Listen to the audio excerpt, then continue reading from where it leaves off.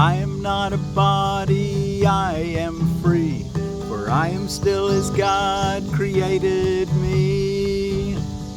I am not a body, I am free, for I am still as God created me. The name of God is my inheritance. The name of God is my inheritance.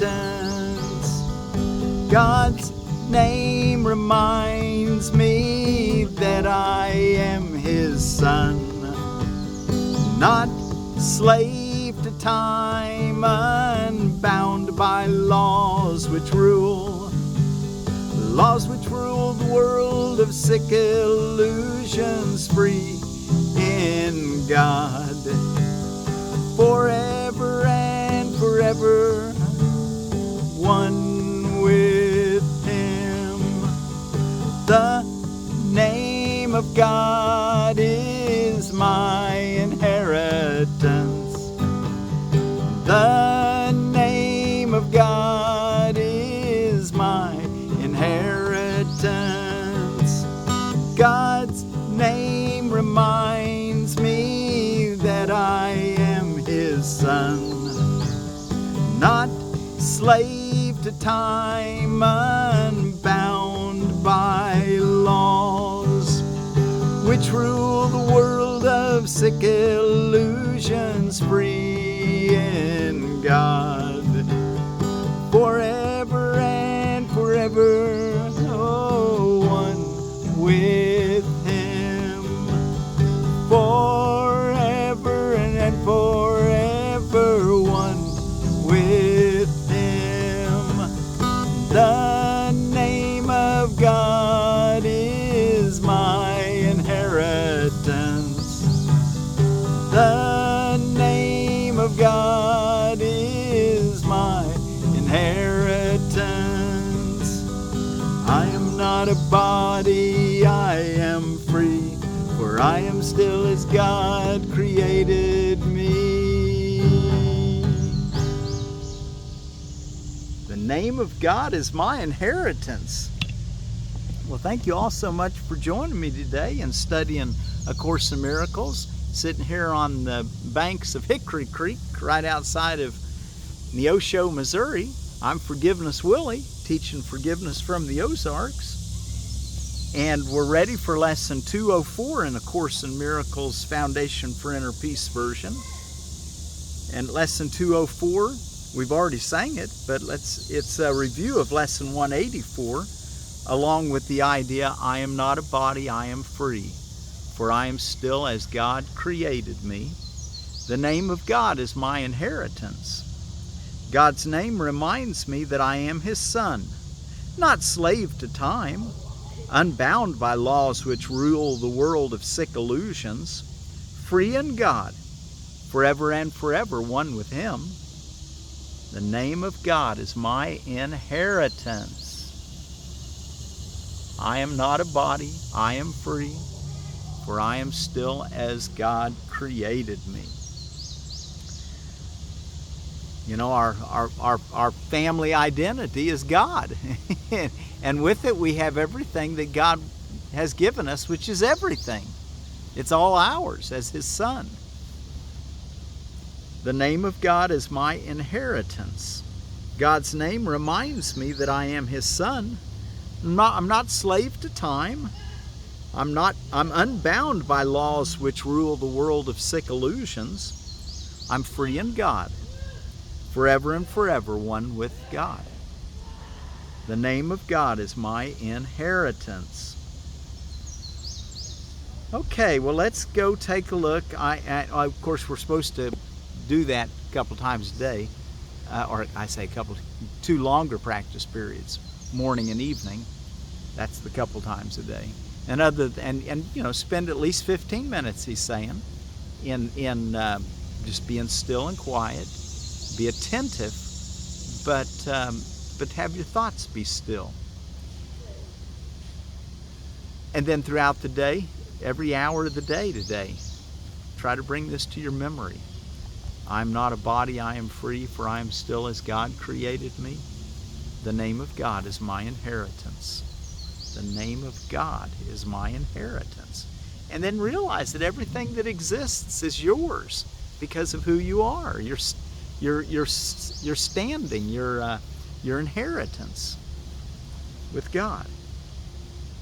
And then again, I am not a body. I am free, for I am still as God created me.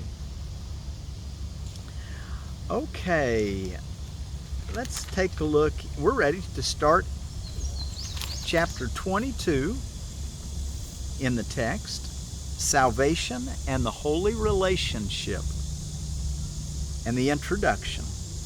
Take pity on yourself, so long enslaved. I think he wants us to pay attention to ourselves. We've been in bondage for so long, but we're starting to gain a little bit of freedom. He says, take pity on yourself. Be easy on yourself. Take care of yourself. Ask for healing. Nurture yourself. Or ask God for nurturement. Take pity on yourself, so long enslaved. Rejoice, whom God hath joined, have come together, and need no longer look on sin apart.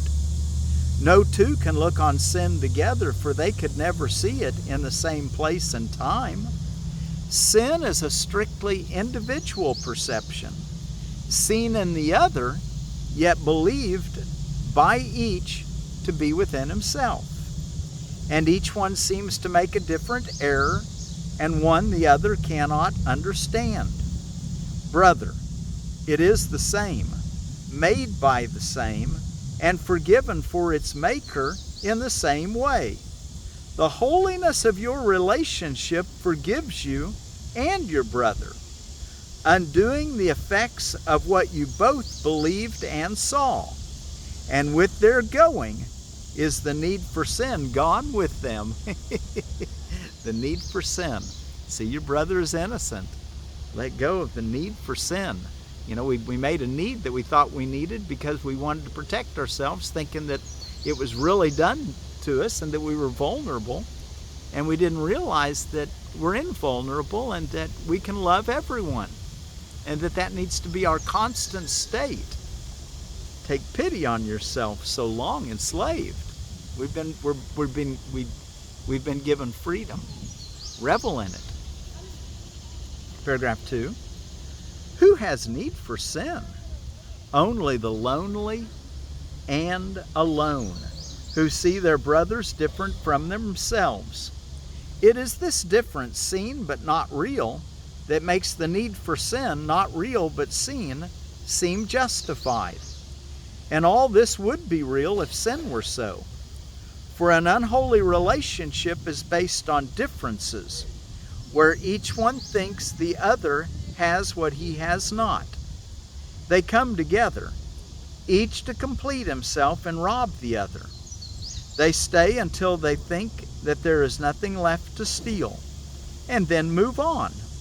And so they wander through a world of strangers, unlike themselves, living with their bodies perhaps under a common roof that shelters neither, in the same room, and yet a world apart. Paragraph 3.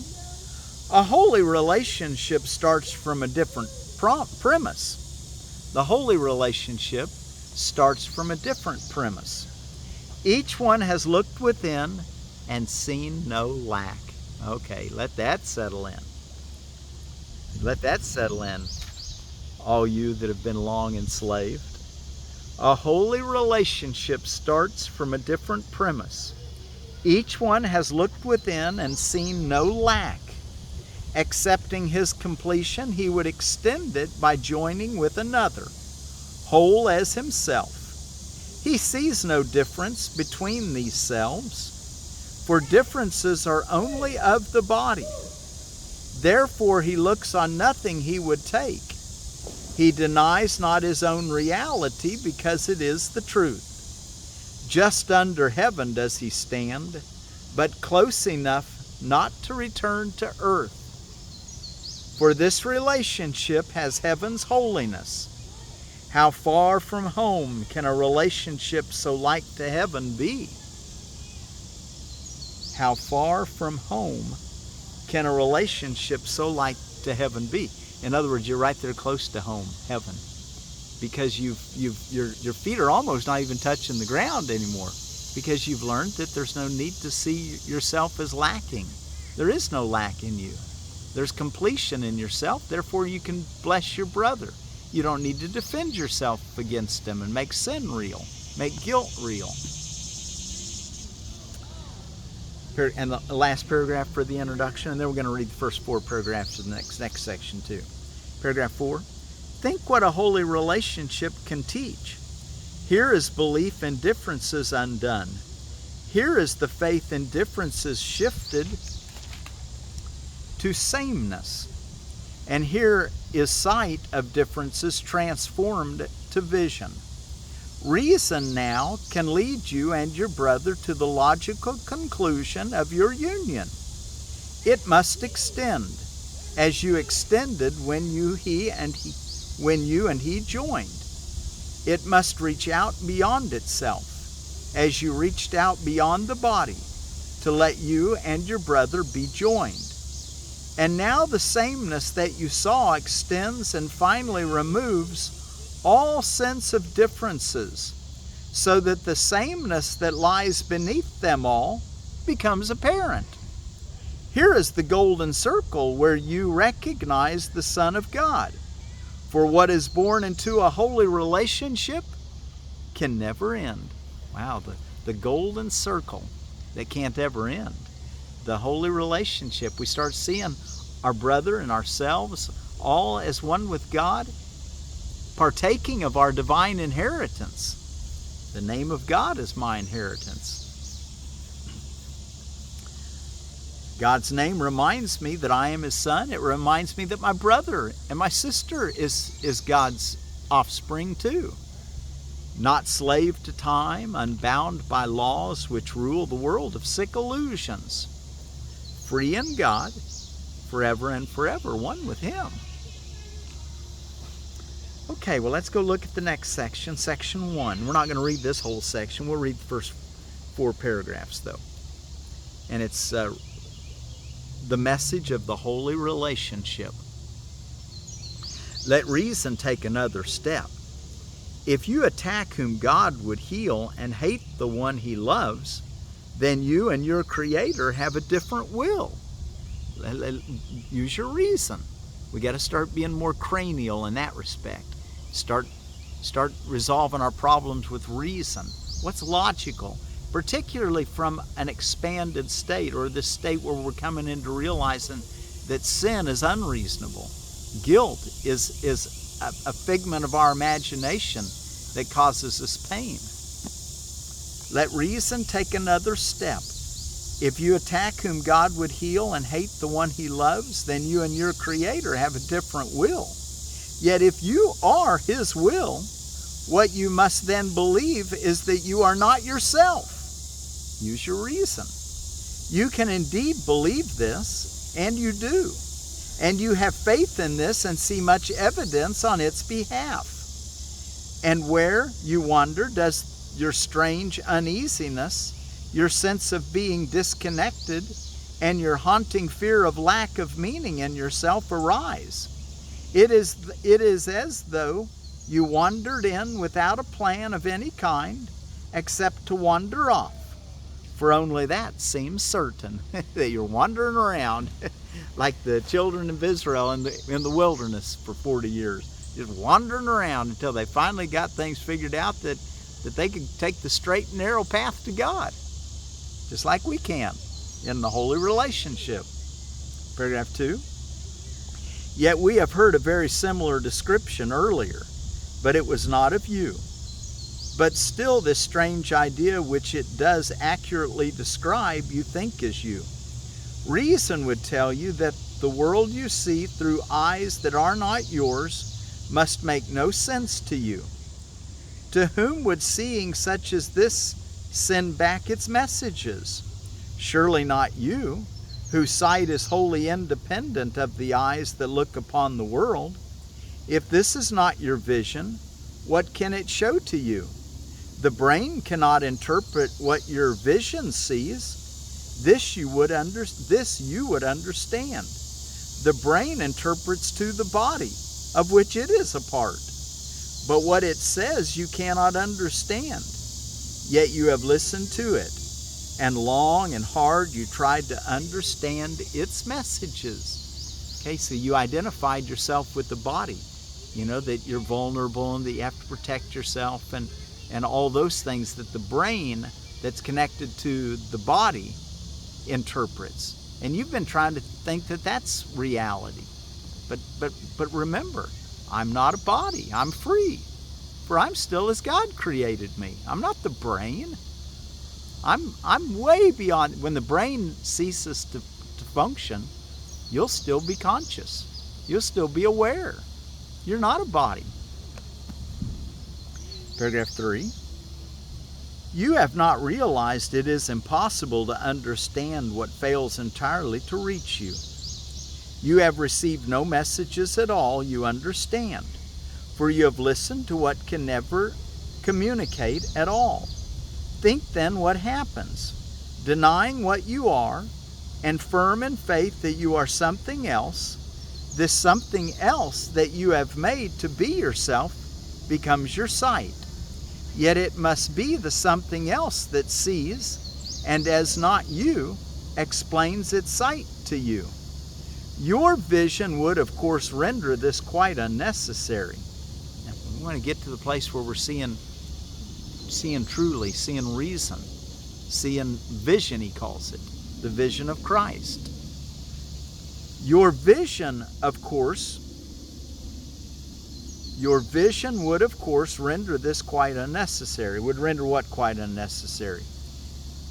Let's back it up. Denying what you are, and firm in faith that you are something else, this something else that you have made to be yourself becomes your sight.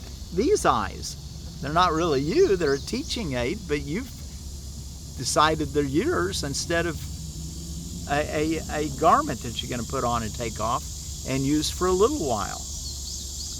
Yet it must be the something else that sees, and as not you, explains its sight to you. Your vision would, of course, render this quite unnecessary. Yet if your eyes are closed and you have called upon this thing to lead you, asking it to explain to you the world it sees, you have no reason not to listen, nor to suspect that what it tells you is not true. Reason would tell you it cannot be true because you do not understand it. Well, the fact that you don't understand it makes it not true, because that part that vision sees is connected with everything, and you understand everything without ever even having it explained. You just know. It's a knowing. Reason would tell you it cannot be true because you do not understand it. God has no secrets. He does not lead you through a world of misery, waiting to tell you at the journey's end why he did this to you. God has no secrets. And let's read one more paragraph, 4. What would be secret from God's will? Yet you believe that you have secrets. What could your secrets be except another will that is your own apart from his? Reason would tell you that this is no secret that need be hidden as a sin, but a mistake indeed. Let not your fear of sin protect it from correction, for the attraction of guilt is only fear. Here is the one emotion that you made, whatever it may seem to be. I begin on that. Let not your fear of sin protect it from correction, for the attraction of guilt is only fear. Why, when you're attracted to using guilt, that's because you're afraid. So don't let the things that were making you afraid give you further reason to go even further insane. Let not your fear of sin protect it from correction, for the attraction of guilt is only fear. Here is the one emotion that you made, whatever it may seem to be. This is the emotion of secrecy, of private thoughts, and of the body.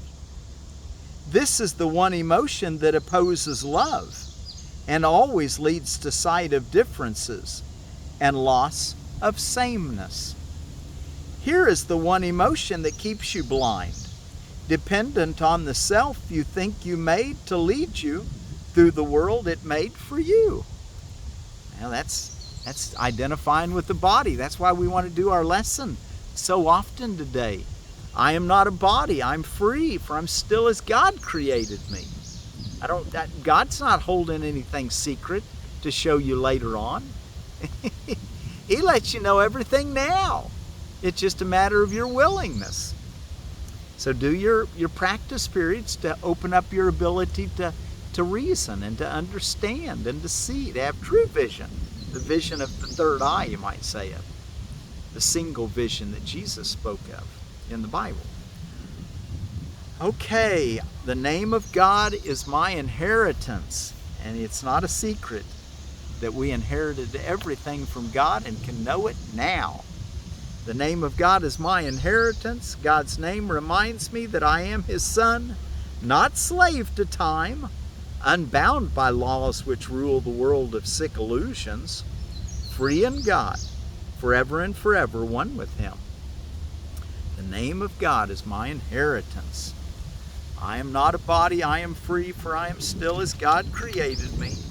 Seems like we need to say that to ourselves often so it really settles in. Okay, let's see what's going on around the world as far as holidays and holy days. For the Rastafarians, it's the birthday of Haile Selassie. You know, they based their whole ideas on the Ethiopian religious tenets, and now we're starting to think that a lot of people believe the Ark of the Covenant is one of those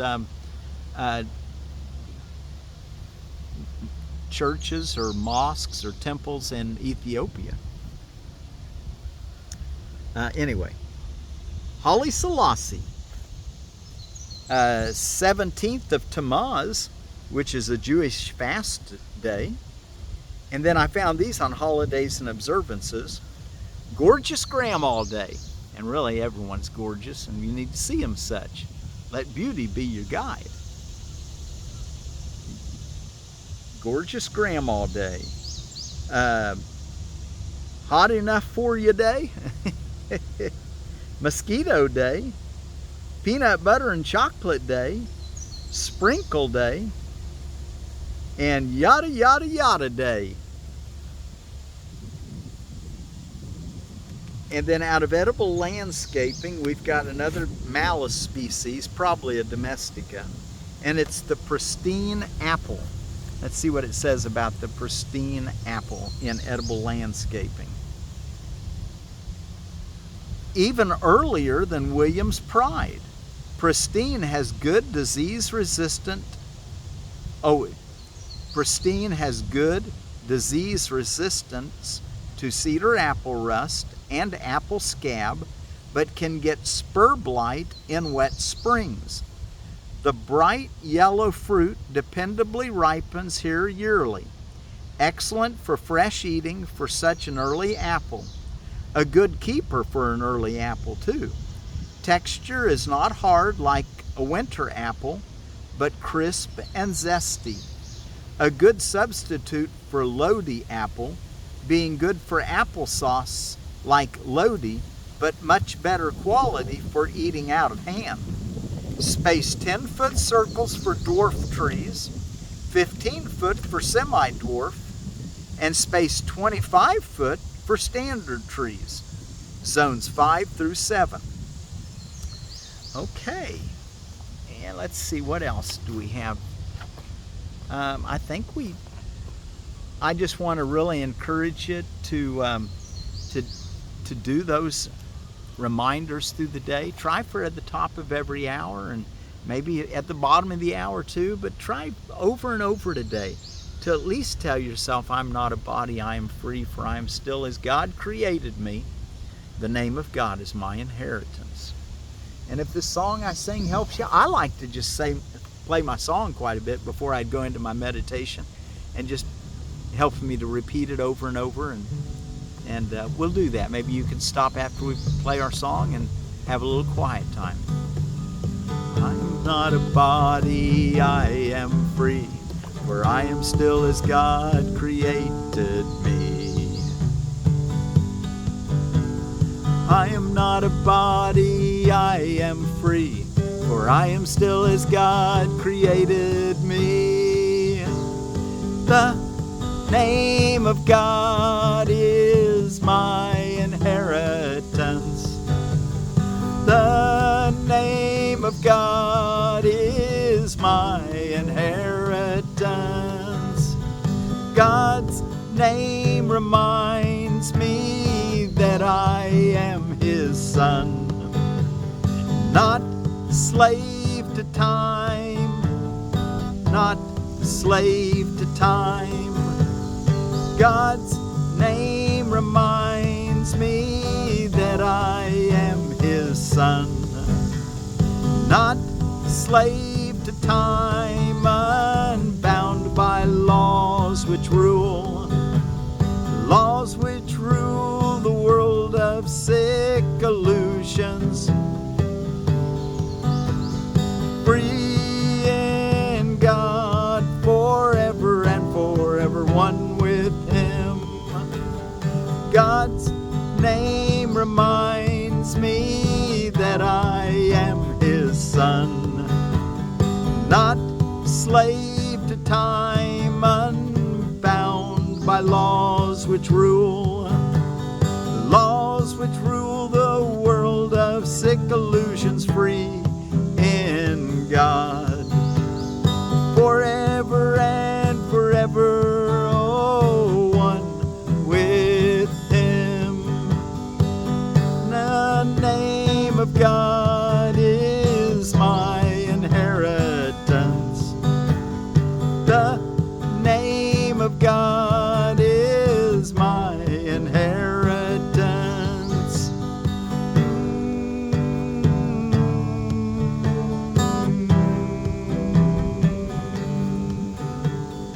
I am not a body, I am free, for I am still as God created me. Thank you again for joining me on this hot summer day on the banks of Hickory Creek. The name of God is my inheritance. Oh, and our word for peace is from the Zapotec people of the Oaxaca Valley in Mexico, on the Atoyac River and its tributaries, and the word is Layeni. So Layeni be with you, from the Zapotec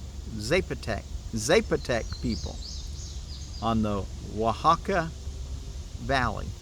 I am not a body, I am free, for I am still as God created me. The name of God is my inheritance. God's name reminds me that I am His son, not slave to time, unbound by laws which rule the world of sick illusions, free in God forever and forever, one with Him. The name of God is my inheritance. I am not a body, I am free, for I am still as God created me. Layeni.